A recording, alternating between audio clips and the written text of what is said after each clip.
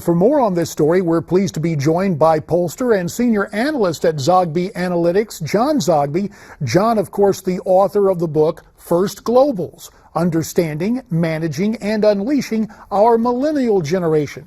Also joining us, the president of Shirley and Bannister Public Affairs. He's presidential historian Craig Shirley. Craig is the author of the new book, The Last Act, The Final Years and Emerging Legacy of Ronald Reagan. Gentlemen, we welcome you and take another look at that ABC News Washington Post poll, Republican voters trusting Donald Trump on most issues, and he's got a clear lead over any other Republican candidate. So with that in mind, John Zogby, is the anti-terrorism get tough narrative he's employing helping him at this juncture? Oh, I think it is. You know, the events in Paris were just so horrific and so close to home, you know, for us that you know, he is the man of the moment at least, and at a time when you thought, well, he might start to fade, you know, he is clear, he's direct and focused, regardless of whether he's right or wrong. And so I think it certainly is working for him. Craig Shirley, the world is a dangerous place, and that's been reinforced by the ISIS attacks in France and the threat of terror here at home. Is Trump the guy at the right time with the right message, despite the fact that some of the faux sophisticates scoff at his big picture plan? You know, it's interesting. Sometimes events propel politics forward, and other times politics propel events forward. I think that Trump, you know, it's ironic is that it seemed to be originally that his strongest message was economic, and now it seems to be appearing to be on foreign policy. I think the American people understand the difference between foreign policy experience per se and being strong in foreign policy. And right now, Donald Trump is coming across strongest in foreign policy. So ironically, it might be foreign policy through which he gets a nomination more than his bona fides on the economy. John Zogby, that whole notion that you raised and Craig reinforced, the fact that terrorism rivals the economy as the top issues voters from both sides of the aisle are concerned about. Do you see this trend of terrorism and the economy, that kind of 1-2 punch, will that increase or decrease as we get closer to Election Day 2016? Oh, that's hard to predict. You know, I mean, there could be a 3 Mile Island or a Japanese tsunami or something like that.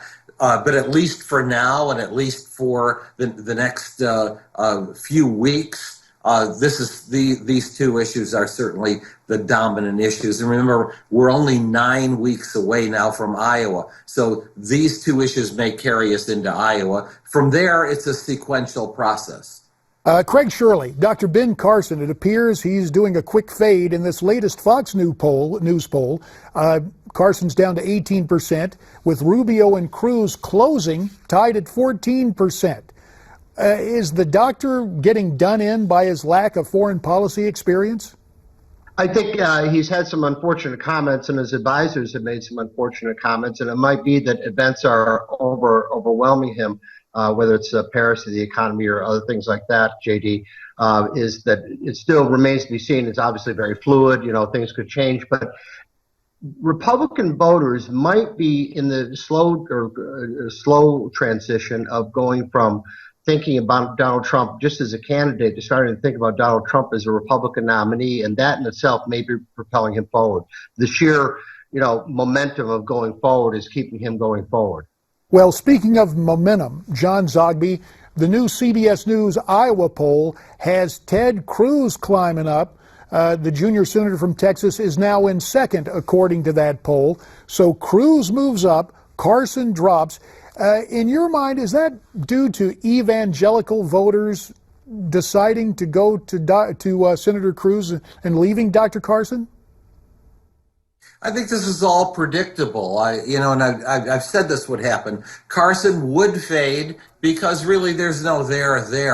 There is a there with Ted Cruz, and there's also an organization, an awful lot of money as well, and arguably the smartest candidate in the field. That's what folks are saying to me. That's in fact what his former professor, the very liberal Lawrence Tribe from Harvard, said about Ted Cruz. Don't underestimate this guy. He's very, very smart. And so that plus a good debate performance versus a lackluster performance for Ben Carson, and as Craig points out, mistakes by Carson and his people over the last few days, not surprising to me at all that Cruz does well. Craig Shirley, Marco Rubio continues to show strength. He's polling consistently at third or fourth place. Do you expect Rubio's rise to continue? Yeah, I think so. There's still the dynamic, JD, in the Republican Party of the establishment and the anti-establishment. The anti-establishment being the bigger part, the bigger slice of the pie right now. But Rubio is moving up, although it seems like he's taking most of his support, is coming out of Jeb Bush's backside, out of John Kasich's backside, and other moderates or more establishment type candidates in the race. So the question is, what is his ceiling? I suspect his ceiling is probably around 18, 20, 25%, but that's it. And once the anti-establishment vote consolidates either behind Donald Trump or Ted Cruz, I think then events will eventually just start to play themselves out. John Zogby, Craig just mentioned Jeb Bush, and it looks like he's flatlined. He's just about 5% in several polls. But the new poll from ABC News shows he's the second most trusted next to Trump for dealing with terrorism at 18% versus the Donald's 42%. Will the shift to foreign policy and national security mean a comeback for Jeb Bush? I don't know, but it could. What he has going for him is a steadiness. Even though more Republicans say they won't vote, they would never vote for Jeb Bush, than say they would never vote for Donald Trump. Fact is that Jeb benefits if other candidates get knocked down. He's the one guy standing. He's the one guy who is the heir apparent. He's the one guy who's steady. He's the one guy who has a hell of a lot of money. John Zogby and Craig Shirley, we thank you both for your time. Again, John Zogby is the author of the book First Globals: Understanding, Managing, and Unleashing Our Millennial Generation.